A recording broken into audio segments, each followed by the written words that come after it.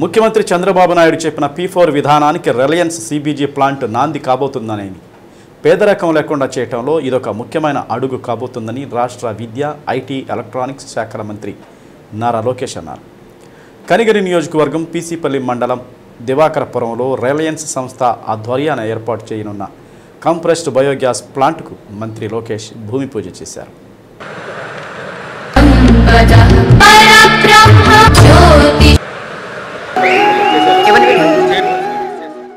ఎటువంటి నీటి వసతి లేని మెట్ట ప్రాంతాల్లోని రైతులకు ఈ ప్లాంట్ ద్వారా పెద్ద ఎత్తున మేలు జరుగుతుందని మంత్రి లోకేష్ అన్నారు. నైపర్ గడ్డితో గ్యాస్ తయారు చేయబోతున్నారని, ప్రభుత్వ భూములకు 15,000, రైతుల భూములకు 31,000 కౌలు కూడా ఇవ్వబోతున్నారని తెలిపారు. రైతులే గడ్డి పెంచి ఇస్తే టన్నుకు నిర్ణీత ధర చెల్లిస్తారని అన్నారు.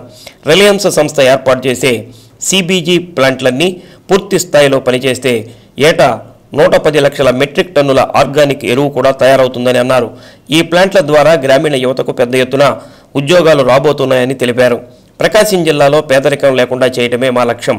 రానున్న 5 ఏళ్లలో ఆ లక్ష్యాన్ని సాధించి తీరుతామని అన్నారు. ఆంధ్రప్రదేశ్లో ఈ కంప్రెస్డ్ బయోగ్యాస్ ప్లాంట్స్ పెట్టేందుకు ఈరోజు రిలయన్స్ ఇండస్ట్రీస్ ముందుకు వచ్చింది.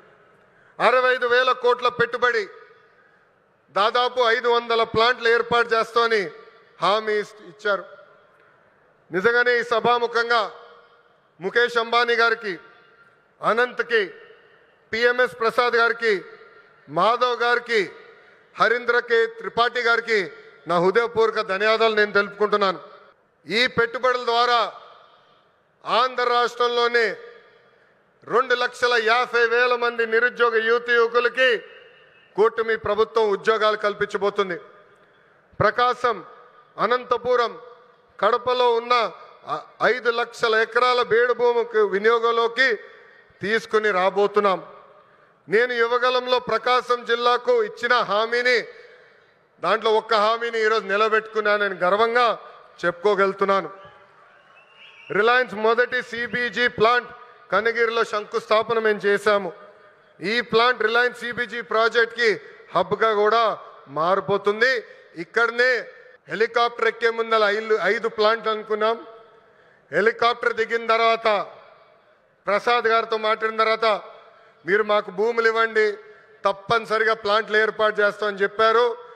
ఇక్కడ ఉగ్ర నరసింహారెడ్డి గారు నా పక్కన కూర్చుని ఎట్టి పరిస్థితుల్లో 50,000 ఎకరాలు కౌలుకి రిలయన్స్ ఇండస్ట్రీకి మేము అందిస్తామని చెప్పారు. 50 ప్లాంట్లు ఒక నియోజకవర్గంలో చేస్తామని ఈ సభాముఖంగా కనిగిరి ప్రజలకి నేను తెలుపుతున్నాను. ఉమ్మడి ప్రకాశం జిల్లా అంటే నాకు మొదట గుర్తొచ్చేది పౌరుషం, ప్రేమ. ఇక్కడ ప్రజలకు పౌరుషం ఎక్కువే, ప్రేమ ఎక్కువే అని లోకేష్ అన్నారు. ప్రకాశం జిల్లా ప్రజలకు టీడీపీ అన్న, చంద్రబాబు అన్న ఎనలేని ప్రేమ అని తెలిపారు.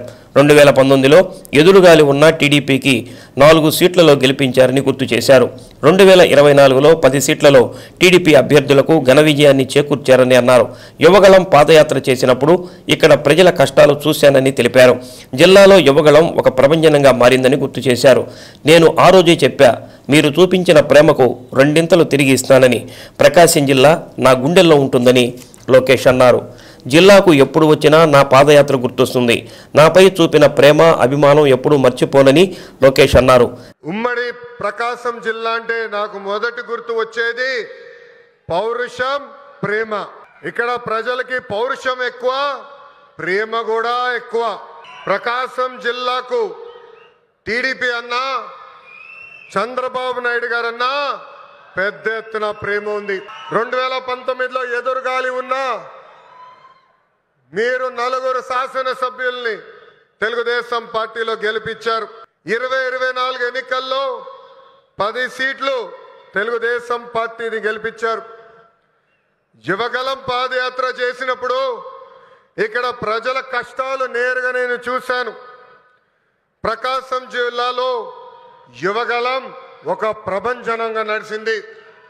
వాస్తవంగా ఆంధ్ర రాష్ట్ర చరిత్రలో మార్పు మొదలైందంటే అది 2022లో ప్రకాశం జిల్లాలో జరిగిన తెలుగుదేశం పార్టీ మహానాడని సభాముగా తెలుపుతున్నా. నేను ఆ రోజే చెప్పా, మీరు నా పైన చూపించిన ప్రేమకు 2 తిరిగి నేను మీకోసం పని చేస్తానని. నేను ఆ రోజే చెప్పా ప్రకాశం జిల్లా నా గుండెల్లో పెట్టుకుని అభివృద్ధి చేస్తానని. కనిగిరిలో ట్రిపుల్ ఐటీకి త్వరలోనే శంకుస్థాపన చేస్తానని ప్రకటించారు. కనిగిరి రైల్వే ప్రాజెక్టుకు ఏప్రిల్లో అవసరమైన నిధులు ఇస్తున్నామని, ఆగస్టులో సీఎంను రప్పించి రైల్వే ప్రాజెక్టు పనులు ప్రారంభిస్తామని అన్నారు. మిగిలిపోయిన వెలుగొండ పనులు పూర్తి చేసి చివరి ఎకరాకు సైతం సాగునీరు అందిస్తామని అన్నారు.